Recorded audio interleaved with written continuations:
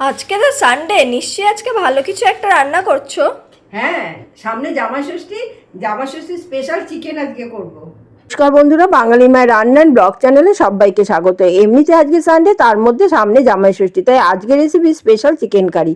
এই chicken curry রান্না কিন্তু খুব সহজ। প্রথমে চিকেনগুলো ভালো করে ধুয়ে নেব। এরপর চিকেনগুলোতে পেঁয়াজ বাটা, রসুন বাটা, হলুদ গুঁড়ো, জিরের গুঁড়ো, ধনের গুঁড়ো, লবণ, আদা, কাঁচা লঙ্কা বাটা, সর্ষের তেল দিয়ে ভালো করে মেখে নেব। এরপর আধ ঘন্টা চিকেনটা ম্যারিনেট করতে দেবো।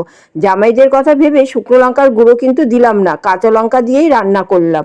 আধ ঘন্টা পর গ্যাসে একটা কড়াই বসিয়ে বড় বড় করে কেটে রাখা আলু নুন হলুদ দিয়ে ভেজে তুলে রাখবো। এবার ওই তেলে তেজপাতা জিরে ফোড়ন দিয়ে পেঁয়াজ কুচি দিয়ে দেবো। পেঁয়াজ নুন হলুদ দিয়ে ভেজে নেব। পেঁয়াজ সোনালি রঙ হলে ম্যারিনেট করা চিকেনটা দিয়ে দেবো। চিকেনটা অল্প সময় কষিয়ে দিয়ে দেবো টমেটো পেস্ট। আবারও কষিয়ে দেবো কাশ্মীরি লঙ্কার গুঁড়ো কালারের জন্য। আর দেবো ভেজে রাখা আলু আর টক দই। টক দই দিয়ে গ্যাসটা কিন্তু কমাতে হবে, না তো গ্রেভিটা ফেটে যাবে। আর তখন কিছুক্ষণ নাড়তে হবে। এরপর গ্যাস বাড়িয়ে দিয়ে দেবো ক্যাপসিকাম, কাঁচা লঙ্কা।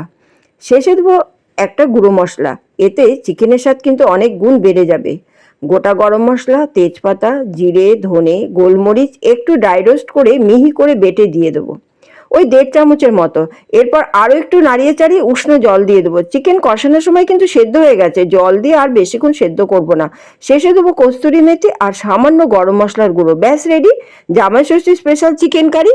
শেষে কি হলো জানো? চিকেনের গন্ধ পেয়ে আমার মায়ের জামাই বাটি নিয়ে হাজির। খুব ভালো লেগেছে তার। তোমাদের কেমন লেগেছে বলো। আজ আসি, আবার আসবো নতুন একটা ভিডিও নিয়ে। ভালো লাগলে সাবস্ক্রাইব, শেয়ার, কমেন্ট।